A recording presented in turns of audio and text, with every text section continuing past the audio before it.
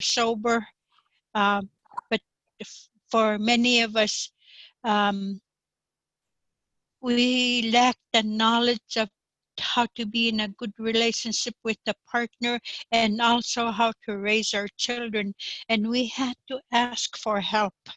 In our sobriety, we needed that help because many of us were um, in, we had partners and we had our children to raise, because for the whole team of us, um, we were raised in missions or schools away from our traditional teachings. So we had to relearn, and put to practice a lot of these things that we received from elders in our own homes first, and continue to ask for support and suggestions, and asking elders how to deal with the situation, maybe a problem in our homes. We had to continue to ask our elders, how do we take care of this? Because we needed that teaching in order to best help our children and our grandchildren. So what I'm going to give you today is from the gifts from the elders in Yukon Kuskokwim area. We brought them into our conferences and trainings, and we collected information from them. And after we got done with the trainings, for the gifts from the elders, they asked us to put this to practice in our homes. And I'm so glad for these gifts. And I hope that many of you might have children already and already grown, but then these are things we pass on to young people, young couples. And so I like to share them so that we'll help the next generation do a better job than maybe some of us have done in the past. But they were like blessings and commandments. They were like commandments for us, how to best help our children when we were raising them. The first traditional parenting instruction from the elders was um, teach our children about the Creator, where they came from, who their family lines are, who their grandparents and who their um, families are, and introduce them even to uncles and aunts. That part was very important so that that child will never feel alone. And then also how to pray, because if we teach our children to pray, sometime when we need the help the most, a child's prayer, because it's pure, it's direct from them to the Creator, it'll be something that will be helpful for us, even adults, if we teach our children to pray, and to pray in their own words and respect how they pray, and always thank them for their prayers, especially when we're going to go to bed or when they're going to go to bed. Teach them how to pray in their own way. And then um, like one of the elder women, she had lots of problems and she was in depression, and a little child um, wanted to take her outside uh, to feel the sunlight and be in the sunlight for a while, and took her by the hand and took her out. And you know that that child, she said that child, that 3-year-old child, saved her, because she was in a depression for a long time, and she forgot to ask for prayer when she was lost in her depression. And she said that child just knew what to do and help her by bringing her outdoors. And that's the first time in long time. She saw the sunlight, and she realized how she didn't take care of herself, and she told that story, and she said that's why we need to pay attention. Sorry, I have a call, but I'm gonna um, okay, so we need to teach our children how to pray, how to spread. The Lord's Prayer is a good prayer to teach our children, both in your own language and in English. It's a good prayer to teach our children because it came from um, the Creator. Um, Jesus taught us that prayer before he went back to heaven. So the Lord's Prayer is a good prayer to teach our children. Um, we need to know our traditional values. The first traditional value we have is love of children. What does that mean? Love of children. They're gifts from the Creator to us to teach, to nurture, to mentor, and to guide in their lives, so that even the gift, if you recognize that child has a gift, to nurture that child with that gift, because some of our children are gifted, and we need to watch and mentor and take care of them, so that they'll develop their gift from the Creator to help other people. And always ask the children to pray first before they um, practice their gift from the Creator, and always thank the Creator. Always ask the children to thank the Creator for helping them to work on others with their gift, because some of our children are gifted as healers. Some of them might be leaders they are going to be leaders in the future. Some of them are going to be storytellers because they listen to their grandparents from the time they're small growing up. So they'll have a story to tell. So always watch and nurture and guide, instruct, teach our children how to be good person and to treat their peers uh, as good people. You know, love their peers when they go out to play.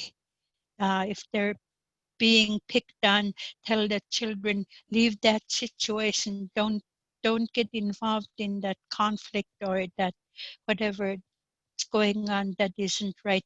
To leave the situation so that they won't help to build a fire, or big problem become big problem uh, by leaving the situation.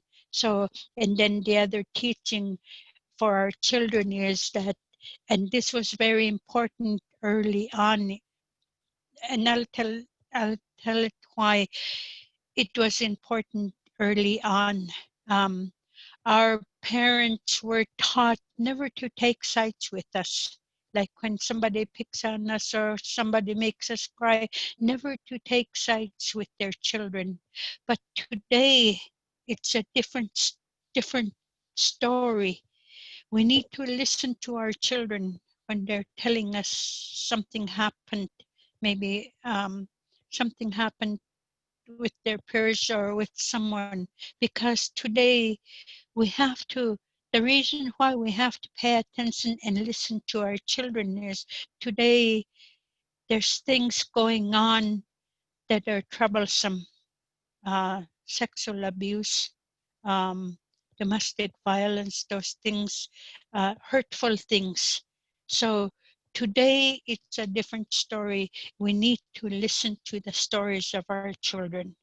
And that's very important, so that early on they'll come to us when they need help. Then that's the teaching of our elders to us parents. And then also always have uncle or auntie to help you raise your children. And then grandparents, grandparents. The reason why in the Yupik culture we have the love of children and respect of elders together. Um, elders have that unconditional love for children, and our children need to feel that with an elder or grandparent or grandfather, the unconditional love that will uh, um, ground ground the child. Um, the reason why children and grandparents get along so well is one just came from the cradle, and the grandparents are uh, getting ready to go back to the cradle. That's why they get along so well. You know, grandparents and children, just children you watch, if you involve an elder grandmother in your family, how they love each other, how they're connected with each other, because the grandparents know how to give their unconditional love. And you know, if you've experienced that, you'll treasure it in your lifetime. That unconditional love. They love you whether you make a mistake or not. They care for you, they talk to you, they instruct you. So that's the beauty of having grandparents involved in raising our children. So the parents are like teachers to the children. The uncles and aunts take their place when a parent is busy. Maybe an uncle, maybe a young person got into trouble. That's where a young boy get into trouble. That's where an uncle can help. And a lot of times, the men like to take their young boys out hunting, and whatever they do out there, they get instructions out in the wilderness and out in the tundra and out hunting. So uh, aunts and uncles are also helpers to the parents that are raising children. That's the way it was before this generation. Um, the other thing, know our traditional values so we can pass them on to our children. The love of children, respect of elders, sharing. When a young girl picks their first berries, the mom usually puts it away. And when they have a big feed or a gathering, the the young girl is instructed to give the first berries to an elder woman, pass it on, share it, because when they do that, they will learn to listen and hear the elders, giving them blessing for future. You will be a good berry picker. You will always have things provided for you because you're sharing. A young man, after they go hunting, their first catch is usually passed on to the elders. And the elders always wish that young man, you're going to be a good hunter because you shared, because of their gratitude for being thought of with the first catch. So the grandparents always give blessing to young men and young women when the child shares with them with whatever their first catch or first gathering. When they're shared with food like that, or the wood brought in for them, or their honey buckets spilled out for them, the elders always uh, provide blessing for that young girl or young man for a good future. And that's the way they taught uh, many times with the elders, when we share with elders. And also the young men and the young women also are taught to help orphans. That's our traditional teaching in the Yupik culture, is the elders and the orphans. We take care of them also. When they used to have um, gathering all summer, through the fall and preparing for a big dance in the winter time.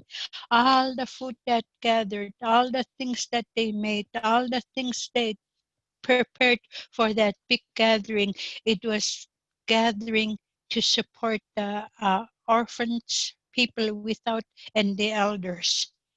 Always sharing that way so that everybody has food, everybody is provided.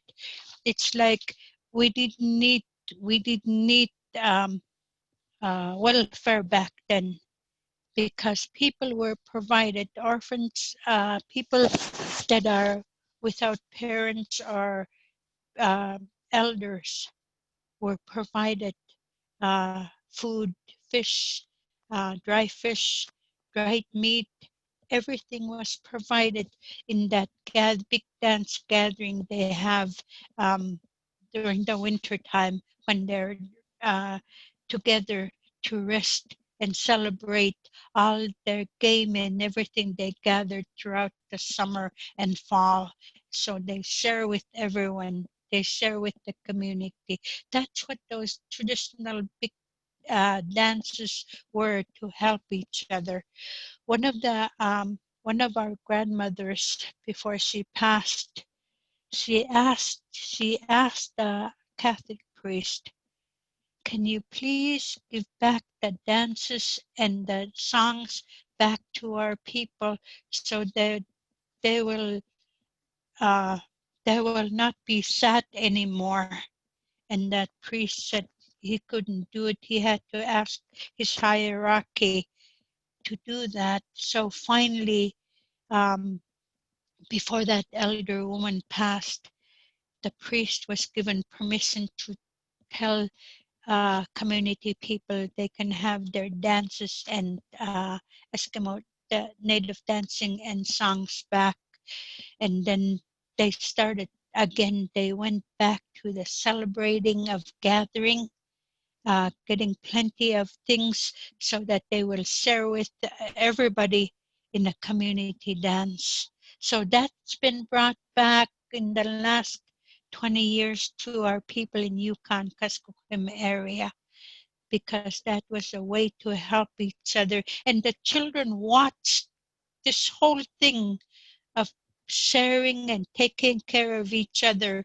They're learning, the children are learning to do this so that if their grandparents pass on and the parents get older, they will be able to do the same thing that they were taught um, over the years, because of how we know our traditional values. One is to share, one is to cooperate, one is to have humor, laughter, even in this time of corona uh, coronavirus. You know, people are sharing through laughter, through songs, through being in touch with each other, by providing food for each other. It's just a reminder of what people used to do back then, and it's still practiced today. It's good to watch what's happening today with this coronavirus, and people taking charge and sharing with each other. Um, um, you know, even to celebrate with each other, even they're not together, they're still celebrating each other. The graduations that we've been having this year, um, they knew how to celebrate.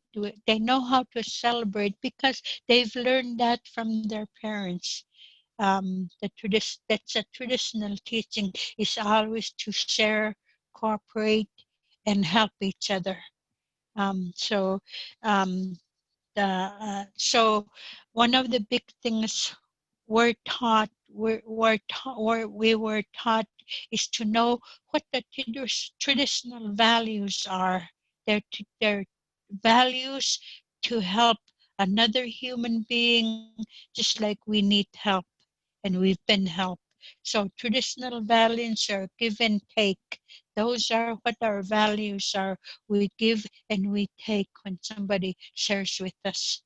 So that's what always taking care of each other. That's what the values each of our um, different villages, Athabascans, Simsians, in the UPACs, all of us have our traditional values that were taught from the time when a child was small until they grew up to be adults and they became parents. Through these values, that's the way they were raised, and to share and cooperate and help each other, knowing that everything, spirituality, big value that we have in the UPAC culture, everything has a spirit. Um, we're taught, like even to go when you go out on the beach, maybe you pick up a rock, turn it upside down, and uh, let it air out on the where the bottom had been in the ground. Turn it around. Piece of wood. Turn it around. When you go out into nature, especially men are taught in the traditional value, in the traditional parenting. Men are taught to be outdoors because nature and um, um, tundra, uh, everything out there is healing for a man, because it's harder for a man to share with someone relating to feelings. So they're taught to be out there, maybe talking to a tree or talking among the tundra, crying, sharing with the creator out there, and getting support from the creator and the fresh air and everything that the nature has to offer. The man is uh, helped that way. That's why, um, because it's harder for a man to be open with their feelings, to share with someone. So that's the way our elders and our men help themselves to be out there, to share yourself with the creator, talk out your hurts and pain out there, cry it out, and I like to tell the story about my Appa Peter Jacob. He had a duck team in the back of his home, and every now and then when I met their home, he'd be back there and he'd be laughing. And he said, what's he laughing at? He's by himself. What's he laughing at? And then he told the story in a gathering one time. He said he talks to his dogs because elders teach us to even talk to an animal. If you need to get out something stressful within you, even talk to an animal. If you can't talk to a person, even talk to an animal. And so he used to talk to his dogs. He'd laugh with his dogs. And because he always had a chair behind the house. And that's what he told that story at one of the conferences. His dogs were his medicine. His dogs were his treatment, because they listen and they never um, answer back or put him down. They listen. And he, he actually had a smiling dog that I guess he taught him how to smile back there when he was talking. That dog, when we saw him, he was like he was smiling dog. So he knew how to take care of himself. So men, go out in nature, cry it out, talk it out, let it out, swear it out, whatever you need to, take it out, so that you don't bring it home to your partner and it becomes a problem at home. So that's what the men are taught. I shared that in one of the gatherings too, when we had the grieving cycle. Afterwards, I talked about people, how to take care of yourself and take those grief grief that you have, talk it out, And so for men, the instruction is talk to an animal, talk to your dog, talk to one of the things that is animals, or pick up a rock and talk to it, and then just throw it away in the water, where it won't touch anyone, or um, take your hurt and pain out from you. And then I shared that in one of the gatherings, about talking to animals, talking to your pet, talking to talking and for especially for men. And so there were two guys at the gathering. They were both from here in Anchorage, and we traveled together. One of the guys had a little pup. So every time he came home from a gathering someplace and he needed to talk, he talked to his pup, and the pup would shake himself off. I mean, walk to the door, shake himself off, and come back and play with them. And he learned how to do that, and he took that advantage of taking care of himself, and he didn't have to unload to his wife all the time. And the other guy had a cat, and he talked to him. The story he told later on was, he told the story, he talked to his cat and cried, and he did this all night. And when the cat needed to do its thing, he let the cat out, and the poor cat never came back. The reason the reason why that happened was, even animals will get loaded up. So you have to tell your story little at a time, not your whole life story, even to an animal. So talk to men are instructed, talk to an animal. If you can't talk to a human being, talk to an animal. And we need to teach our boys to do that, because sometimes it's hard for them to talk about their personal uh, hurt or pain. So outdoors, tundra, among the trees, talk to the trees. Um, if sometime you feel stressed out, go out to a tree near you and just hold it, and you'll feel the energy of the tree, and talk to it, talk to the tree to take your stress away. I guarantee you it'll be helpful for you, because the energy of the tree will take it away from you and put it down to Mother Earth. So that's the teaching we need to teach our boys, and especially boys. The um, the women, it's easier for us to talk to each other when we're stressed out or needing to talk. It's easier for us to talk to another woman about what we're going through.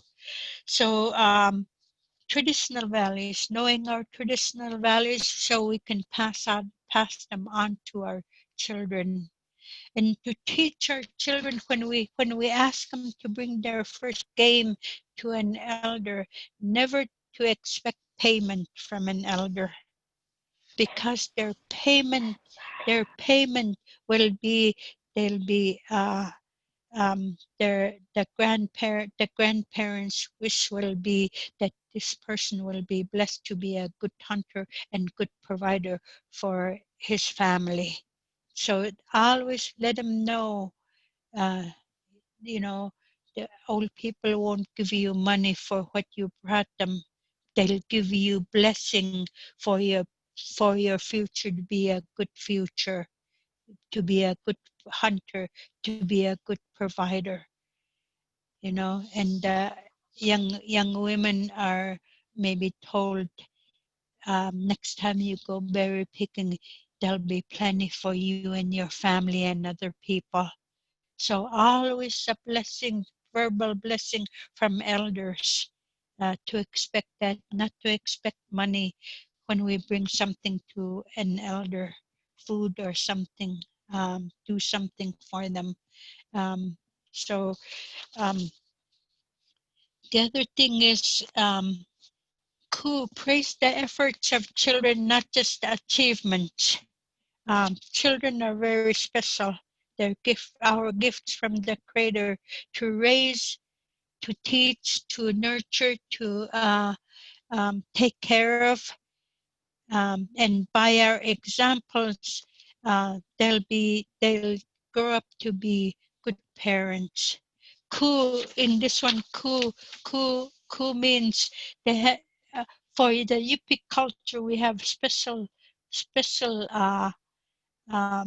song or special statement we give each of the children that we have, and they listen. And if I give one of my children the song of another child, they'll recognize it and say, that's not his song, that's mine. And elders are really good at that, to coo and to praise children, praise the efforts of children in whatever they're doing, not just their achievements. you know um, Maybe a child comes home and maybe sad because they got a bad grade in some subject, and just let them know, okay, you didn't do so well this time, but next time if you study and if we work together to work on your assignment, next time that grade will be better. And when that happens, sometimes it's okay to celebrate with the child or your children when they make achievements from a bad grade to a high, maybe next grade. Honor your children with whatever their efforts they're making too. So this was hard to do in the beginning for some of us parents because we didn't know how to do it. We didn't get that kind of encouragement from our teachers or people that were raising us. So that was hard to do in the beginning. But what oh, what happens here is, if you know that your child maybe gotten into trouble, with peers, include the peers in talking to your child and encourage the whole circle of um, the teens that got into trouble, and not not so much concentrate on the trouble they got into, but to say, you guys need to work together to encourage each other so you won't get into trouble. That was something new that for many of us parents, that was something new that we heard, is that always um, encourage children and praise them for their efforts, because they're working hard in school, and they're working hard in doing something and creating something, and don't always concentrate only on achievements. Their efforts need to be encouraged too, so that they will do better the next time. So, and let them know, if you can't do your assignment, or if you can't um, do something, ask your friend. Maybe your friend will teach you how to correct that or take care of it. So I always encourage children to have friends or a teacher or someone to teach them how to do something that they're not good at, and don't put them down for that, because they get too many negative input from outside outside outside the home. So always encourage, always praise the efforts of children, and thank them for what they're doing, and in their improvements, thank them for their improvement. And sometimes it's good to celebrate. um, One of the things, because I was a single parent, um, since my daughter was 4 years old, I became a single parent. One of the things that was helpful for me after I heard this statement from the elders, I used to ask my daughter, can you uh, bring 2 or 3 of your friends? We're going to celebrate together because you made an effort to improve your grade in school. And we used to celebrate together. I take them out for uh, dinner or lunch together. And when we do that, we listen to those young people because they will teach you something if you listen to them. They will say something that will be a concern to you, and you can make corrections then with that team.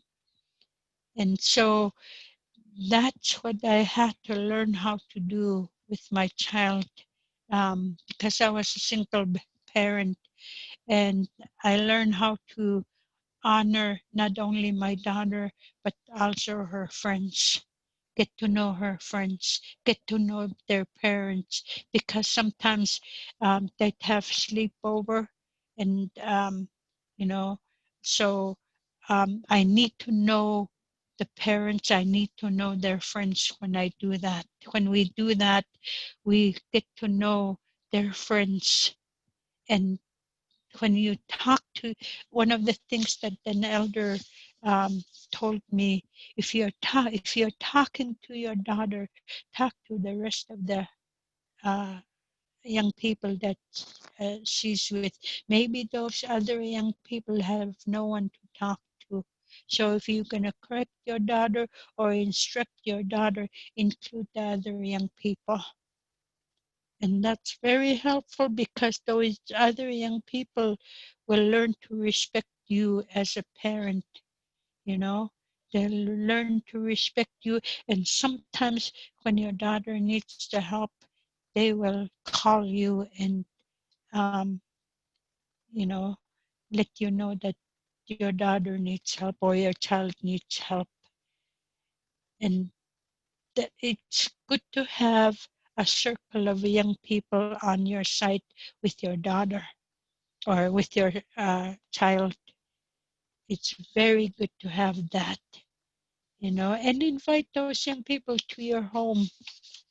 Um, have a gathering in your home, little celebration with their friends together.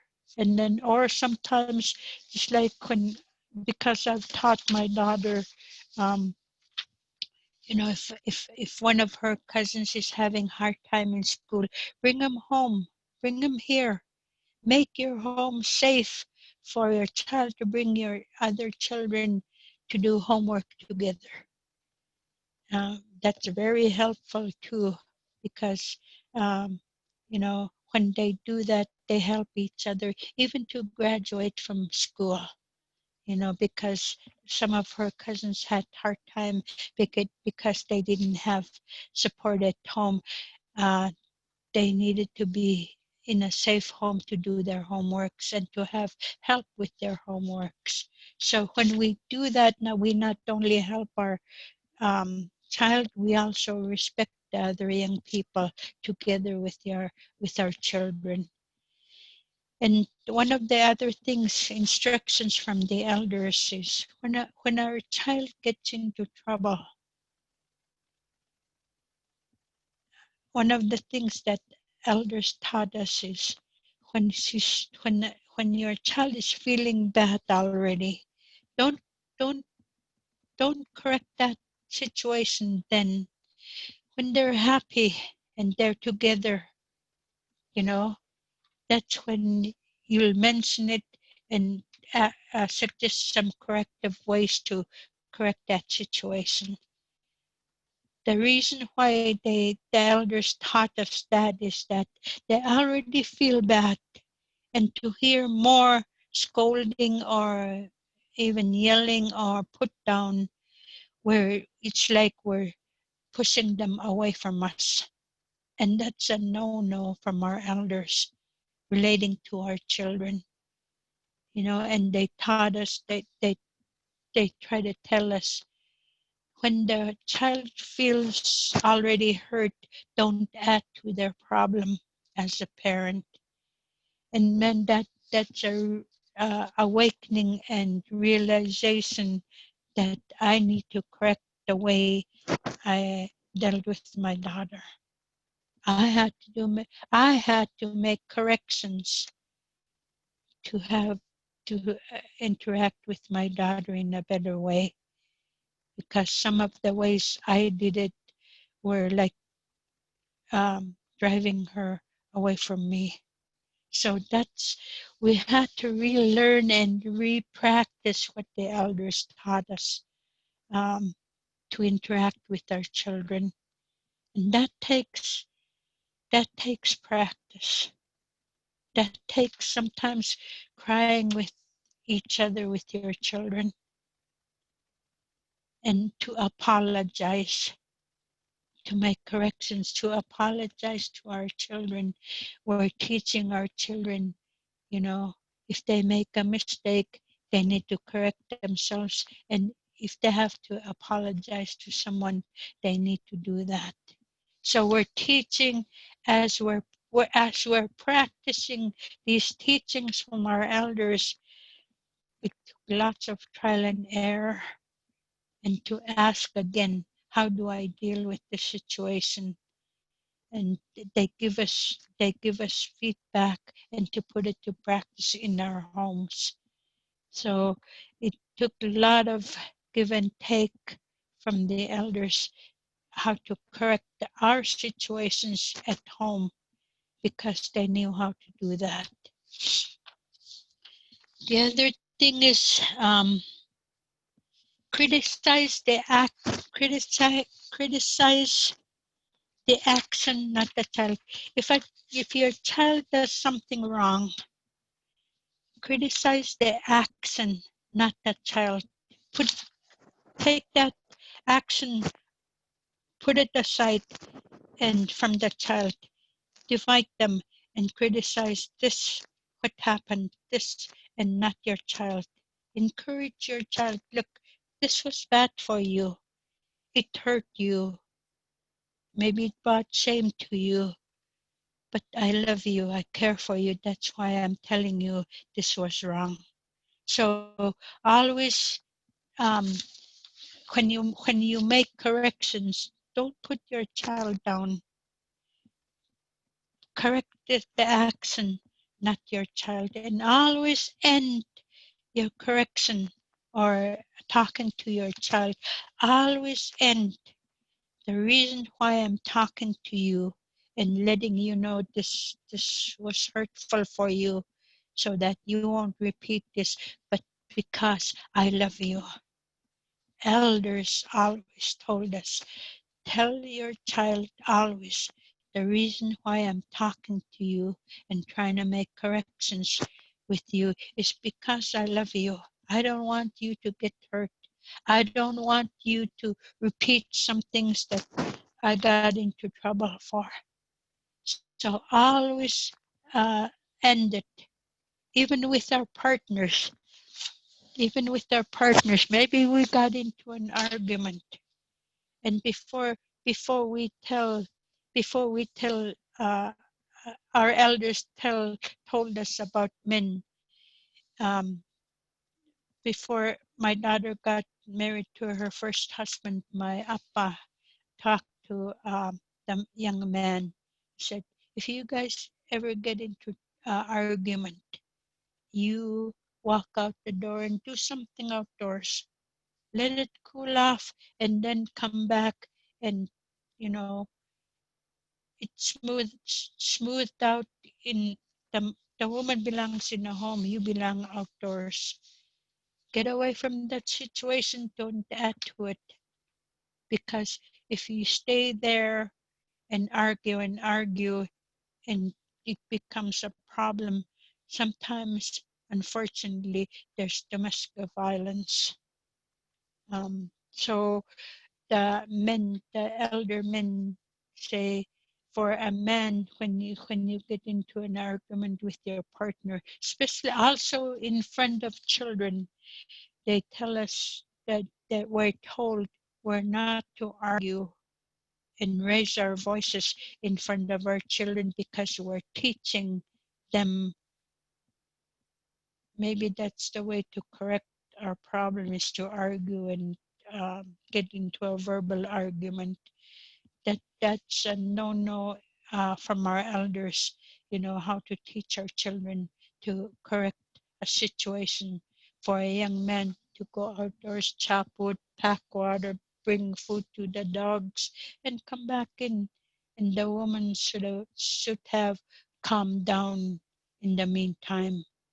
And it had to be put to practice like that for them, for to be a lesson for us from the elders. It had to be practiced.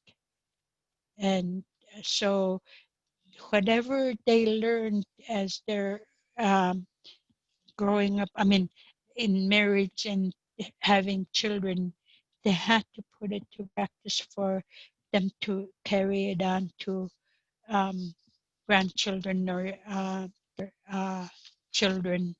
So um, those are some of the things that we're taught, is that parents, um, when if you start to get in an argument, even if you are a woman, ask the ask your man to walk out and go pack water or chop wood.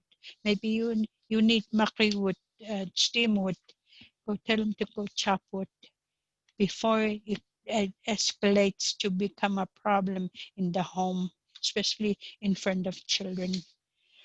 But those were tough lessons that the elders gave us to start putting to practice in our own homes, um, because they've already used it and they've already put it to practice, and that created um, peace in their homes, because they knew how to correct situations like this. So the next thing is um,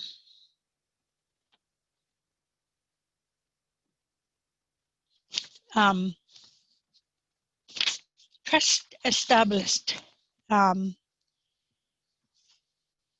to gain the trust of our children, we have to be honest with them.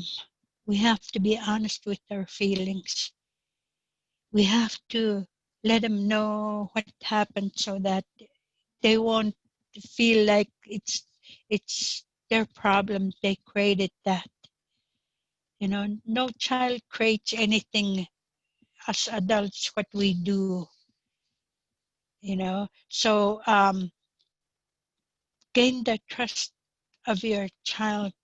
If the way I did it with those young people, to gain the trust of those peers of my daughter, I had to invite them to share together, eat together, and I just listen, you know, and that's the way I gained the trust of those young people. If they laughed, I laughed with them. Um, so one thing that we have to put to practice as parents, we have to learn to listen to our children also, and talk to them, and instruct them, and guide them, and love them. Most of all, love them. And if you get into argument with your partner, and the young man goes out and does their thing outdoors and come back, and always before you go to bed, apologize, say sorry, so that you won't carry your anger or frustration to the next day, because it's going to be a brand new day, a gift from the Creator for a brand new day, to share together and to take care of each other and to nurture each other. A brand new day. And when you wake up, thank the Creator for the new day. And so, always, as if you're married and you happen to get in an argument and you did your thing.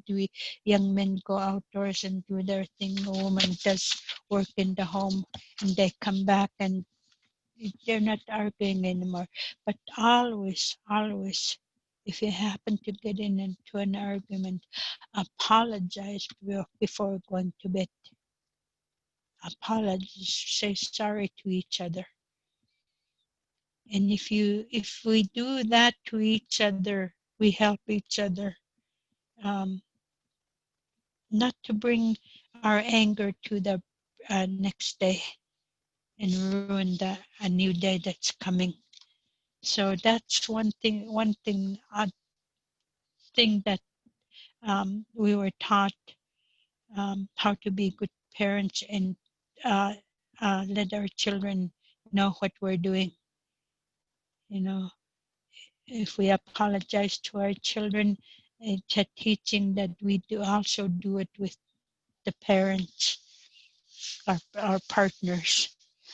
So those are the things that are important as traditional parenting, because they're teachers to our partners with each other and our children with each other. So that we're keeping our home peaceful. We're raising our children in a calm, quiet way, and always instructing each other, and always ending our correcting, um, correcting of each other. Always let each other know the reason why I love you is because the reason why I talk to you and instruct you is because I love you. Always end it in a good way. So the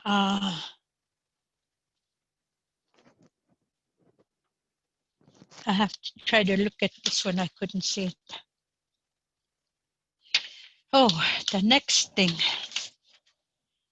Sometimes when we ask our children to do something, they're lazy, they don't want to do it, and they don't move. One of the things that was helpful, if I needed my daughter to do something in the home, is, can we do this together? I'll help you. Wash dishes, I'll wipe for you.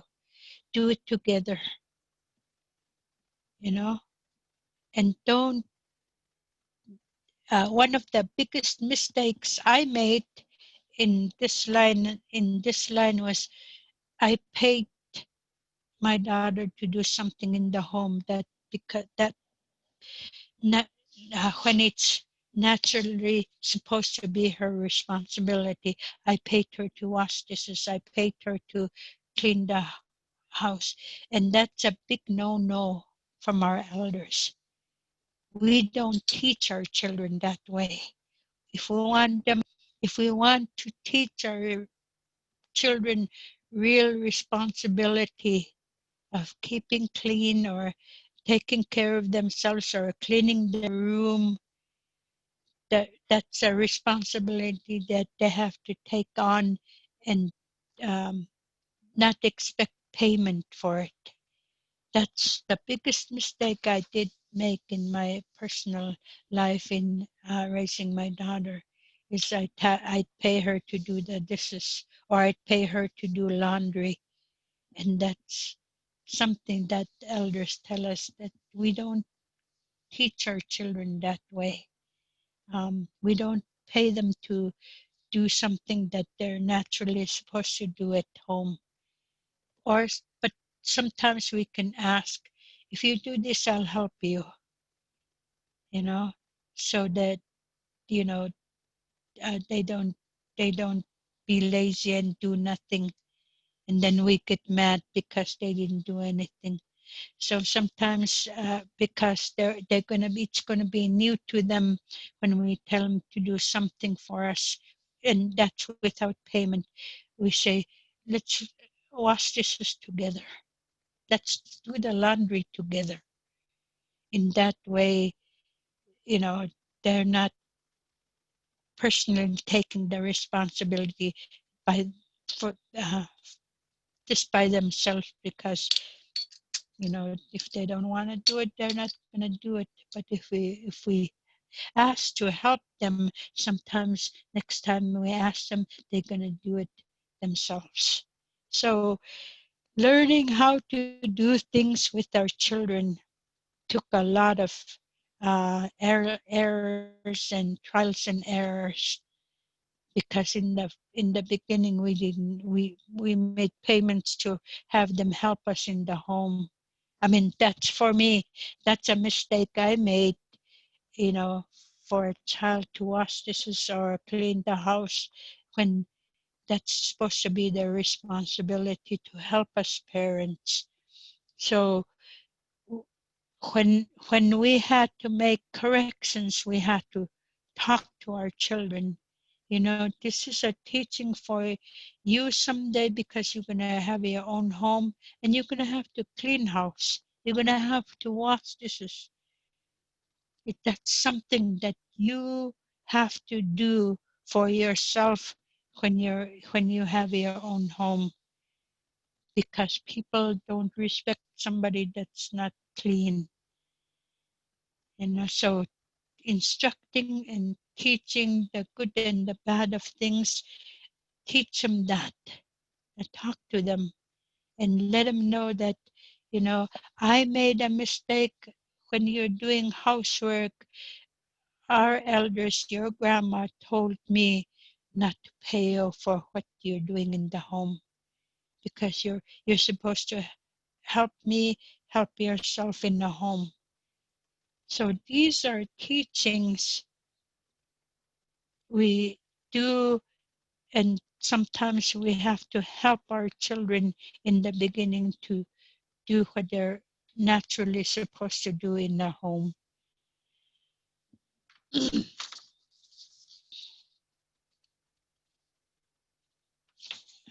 I can't see this one again. When our child has friends at home, find the strengths and talents in the young people along with your child, and point those out. I like the way you talk to your peers. I like the way you help out in even this isn't your home. I like the way you help out in the home. You know, Finding the strengths and things that the young people are good at, or your peers are good at. You know, I like the way you cut fish, and I'm learning from you. And I like the way you teach, because I had another person telling me to help them, and she just ruined cutting fish for me because she said I spoiled them. But you just instruct, and then you ask me to do something myself, and you always have good words to say um, after you instruct me and have me do something. So those are the ways, finding the talents and strengths and skills uh, with our peers or with our children too. Pointing them out. Maybe they're not aware of what they do. And if we point those things out, they're willing to help other people um, because they know how to do it. They know how to do something, and they're helping out. Um, they know the humor in the young people. Letting them know, I just love the way you laugh, make each other laugh. You know, Bringing that out. You know, and letting them know that the reason why I love the humor you have is that you don't laugh at others, you laugh with people, and you make other people laugh. That's a strength to have, is to have that humor, the laughter, encouragement with each other, talking to each other. So, so that's humor is something that we all need to have today, especially today, to have humor, to have laughter. um, because we weren't created to cry all the time or having to have hard time all the time. If we work together, we instruct each other, we nurture each other, we take care of each other, we help each other. We're learning to live together and help each other to live in a good, better way. And we're helping our children to live in a better way by talking to them, by instructing them, by taking part in some of the things that we do, and we help them. Um, they feel better that way. Um,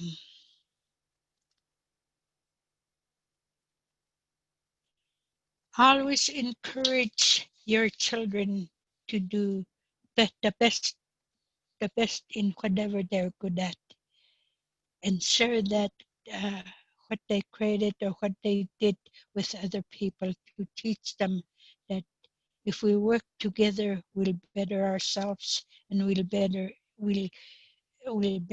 each other, and we'll bring that goodness to our homes too. We'll encourage each other. We're always, by our elders, we're always encouraged to talk to our children, be part of their activities, um, correct them if we have to correct them, but always end that talking or that correction with, the reason why I'm correcting you is because I love you. I don't want you to get into trouble. I don't want to see you get hurt. So instructing and talking to our children, always let them know the reason why our elders talk to us and instruct us and taught us these things, because they really loved us. And I thank all our elders, the elders that worked with us, all these things. And, to be with them was to uh, relive the unconditional love, like for some of us, grandmas gave us when we were getting this information. The unconditional love that these elders had, and to give us all this so that we would better ourselves and better the relationship with our children and with our partners, and to keep our homes safe, you know, and to feel, because they loved us so unconditionally, they were willing to give us these gifts and to share with each other and to teach each other and to help each other. So I call them my commandments, traditional parenting. We had to put these, what we learned, in our homes. One of the things that what I learned from here in the teachings from our elders is, whenever we need help, always go to an elder. They're calming people. They'll calm you down. Maybe they won't say anything right away. The first thing that happened in the line of work that we did when we start to involve elders, when we went to visit them, was kind of a turn off greeting from them. "Tasukchit, what do you want?" In that tone. But I didn't give up. I bought food and went back to that elder again. The more we did that, the more they told stories, the more they taught things that we needed to know to bring home and to put practice in our homes. Many of us have grown children now, and we put this to practice. We gave it to them freely because we got it from the elders freely. We gave it to them so they'll have good life and they'll teach their children the right way. They'll do a good parenting the right way if we teach them and we nurture them and we care for them.